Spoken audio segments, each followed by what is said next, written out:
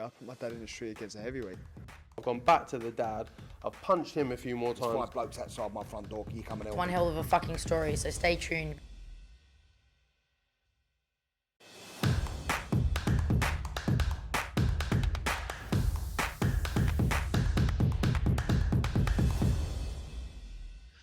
Get on me afterwards. But yeah, Umar, start. Okay, please. mate.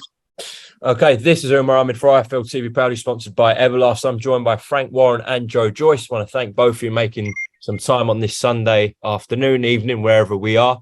I'll start with you, Frank. Your immediate thoughts after Joshua's second loss to Alexander Usyk. Yeah, I thought it was. I thought it was.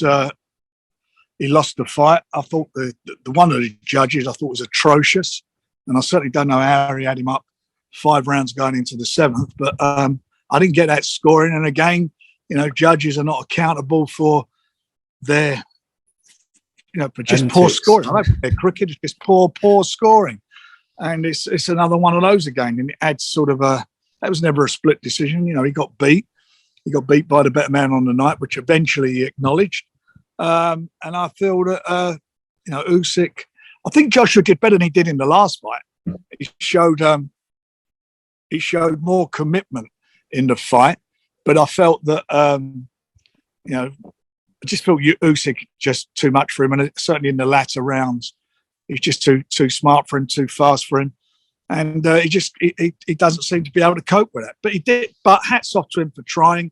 He did try much harder. I was very disappointed in the first fight, so he did a bit better. But at the end of the day, he got beat, and that's the result. And Usyk's now free to do whatever he wants to do as far as doing the unification. If we don't do a unification, then Joe is on this, obviously on this call. He wins his fight on the 24th, which I think he will do. Then he becomes the mandatory for that title. Same question to you, Joe. Your thoughts straight after the fight last night?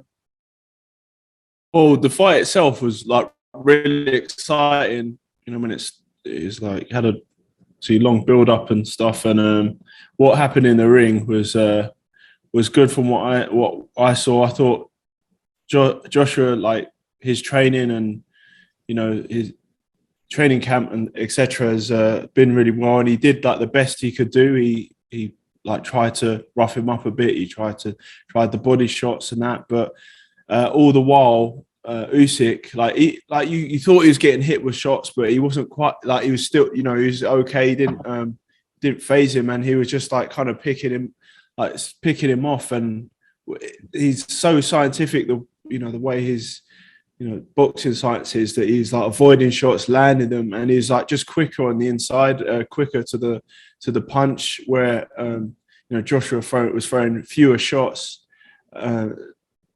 Like some were landing, some were partially landing, but Usyk the whole time was had his measure, was just landing, getting in and out of range, offline, and clearly won the fight. Frank, what did you make of the situation straight after the fight where Anthony Joshua chucked Alexander Usyk's belts out the ring? Well, he obviously felt he won the fight. That's what I felt. And the corner was telling him during the fight that he was winning it, which I didn't understand. I don't know who was saying it in the corner, but whoever was saying that obviously got it drastically wrong. And I felt that, he threw those belts, he stormed out the ring, and I think by the time he got to the entrance, either somebody said something to him or he had second thoughts, and he came back and he obviously realised that his actions were a bit foolish. And then it just went off on he went off on this thing about, having nearly gone to a bit like a rant. Sorry? Yeah, it was like a rant. Yeah, and he wants about prison. But you know what? Look, it's terrible. All those things, what he says about what happened, they're in the past, and he's been blessed. I mean, he's been blessed. He's made a lot of money. He was in the right place at the right time to fight Charles Martin. He's had a really good. He's done well for himself, extremely well for himself. He can't say he never had any amateur experience. He fought in the World Championships in I think was it Uzbekistan or wherever it was, and he got to the final, got the silver. I think he got robbed in that. The Olympic Games, he won a gold medal. He's fought in numerous amateur events over the years. So he had a vast amount of amateur experience. There's no doubt about that. Having said that, you know, he's had his problems, but everybody's got a bit of baggage. You know, Sonny Liston had baggage. Mike Tyson had baggage. You know, and that's what it's about. You can't. I don't know why. I didn't understand why he referred back to that, especially when he's in the ring with a guy who's probably got the worst baggage of anybody at the moment in boxing, whose family are being bombed and God knows what in the Ukraine, who's, you know, actually was in the army for a while, and can imagine what's on his mind going into that fight, and having to train whilst your homeland's getting destroyed by the enemy. And I just didn't understand it. I felt that it was like an outpouring. It was like busting, busting a boil or something. It all came out, all that stuff, and it came out, I think, in a very jumbled way. And it's quite sad. I felt, you know, I don't want to be patronising saying I felt sorry, but I felt he got it all wrong at the wrong time, and he tried to make it right by, you know, at the end acknowledging that Usyk was the champion. But the end of the fight should be about the champion. It's all about Usyk, and that's what it should have been. And he done phenomenally well, you know. And he won. You know, I don't think in that fight, there's just one moment where he got caught with a big right hand. Other than that, he was in no damage. And I agree entirely with what Joe said. You know, in and out, smart, taking a lot of stuff on the gloves or just out of range. They weren't, you know, solid connection from AJ. But he did try, and he did fight better than he did last time. But you know what? Now it's he's now, that's his third loss, and he's if he carries on, and maybe he will, maybe he won't, I don't know. But he's in a catch-up club now. All these guys sitting there now, they're all past him. They're in front of him, and he wants to get a seat back at the table. He's got to work his way through. He's coming off of 2 losses, so he's not going to get into any mandatory position. There's some great domestic fights for him, you know, down the road.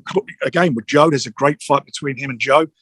You've got Daniel Dubois. There's, you know, a few other fights there for him to have good domestic fights. If he gets some wins under his belt, who knows, maybe Tyson. But all anybody cares about at the moment, as far as that unification is concerned, is seeing that fight between Usyk and Tyson, getting that on. And in the meantime, Joe's in a magnificent fight. I mean, a great fight. On paper, it's a fantastic fight. And that, again, is, you know, he comes through that fight, which I have to do. He's at the top table. I mean, when he says he's at the top table, he's got the first mandatory. The first mandatory, I understand, is the WBO, and that's where he's at. And I've got to tell you, on the card as well, I watched it, and I was quite surprised. I watched that Herjavec and the Chinese guy, whose name's Zen or whatever his name is, Big Bang. And I was quite surprised. I mean, I've never really seen much of him, and it's the first time I sort of watched him, and he didn't impress me at all. I was very, very surprised about him. So, you know, all this talk about, you know, everyone's avoiding him, I don't see what there is to avoid, to be quite honest. You know, he seemed a bit all over the place. But look, the heavyweight scene is in a good shape. It's now up to the British fighters to come out and get the titles and bring them back to the UK, or get those 3 belts back to the UK. So it's exciting times. One last question to each of you from me. Joe, Frank mentioned there about a potential fight with Anthony Joshua, would be massive in the UK, would be massive in Nigeria. But you've got this fight with Joseph Parker, of course, that you've got to win. And then I'm sure you're looking at Alexander Usyk for them 3 belts, not at Anthony Joshua. How would you go about being Alexander Usyk? How would you have done the job last night? Obviously, it's a tough fight, and I would have to raise my game up. But first of all, I've got a warm up fight, and it's a pretty big fight against Joseph Parker. So do you believe it's just a warm up fight? Well, I'll let that slip. But I'm glad you. But it's like first of all, yeah, I got to beat up Joseph Parker, and like that all. You know, that's a big warm up for, like, you know, it's a big fight. But I mean, the fights that follow after that, if it depends what's happening with if Fury's going to fight Usyk or not. But I'm there to fight Usyk because when that mandatory becomes available. And how I would fight him would be I guess like what worked with me on the first fight, I mean, we're both like levels above what we were back then. But then I'll have my team and Salas to devise a game plan for that. But, what worked for me in the first fight was I was through a lot of shots. I was landing with a load, and I can do that the whole way through the fight. See, Joshua has got more power in his punches, but then he throws less of them, where I have a lot more and a bigger engine, bigger chin. So it'll be more of the same from the first fight. It'll be exciting, that's for sure. It'll be exciting. Yeah, definitely be exciting. Yeah, and I believe I can do something to him. Okay, and my final question to you, Frank. You know what I'm going to ask? Tyson Fury jumped on Instagram last night, said, I'm coming back out of retirement.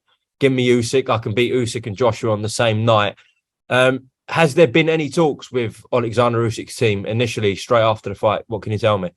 Well, there was talks before the fight, and Tyson, had to make his mind up. That's why I've not sort of been banging on about it. But he's made his mind up. He wants to fight. Usyk wants to fight, and we've got to work out a way to make it happen. They both know that they feel that the fight's worth a lot of money, which it is. So it's whether who knows where it might wind up. Is it going to go back to Saudi? Is it going to go somewhere else? Who knows? The one thing's for sure, there's no problem in making the fight. Both camps get on very well with each other. So there's going to be, there's no nonsense going to be going on about it. There's no different TV companies involved or nothing. It's very straightforward. And how does Tyson Fury beat Alexander Usyk? Being Tyson Fury. I was watching it last night and I felt I like Usyk. I like what he done. What he did. But I feel, a real big heavyweight. And I'm talking about a heavyweight who's got a good whiskers, who's got good work rate. And Joe, for example, has got good work rate. He's got a very good chin. I think he gives him a lot of problems, and I think that and I think Tyson gives him huge problems as well. I think they'd be just too big, and have too much ammunition for him. Okay, Frank and Joe, that's all from me. Thank you very much. Yeah, I put my dad in the street against a heavyweight. I've gone back to the dad. I've punched him a few more There's times. 5 blokes outside my front door. Can you come and help One me? hell of a fucking story, so stay tuned.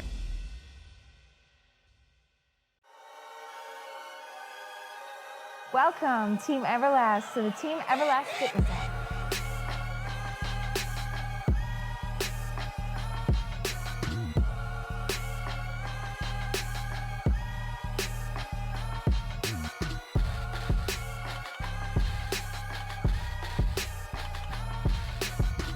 Download the Everlast Fitness app and find your greatness within.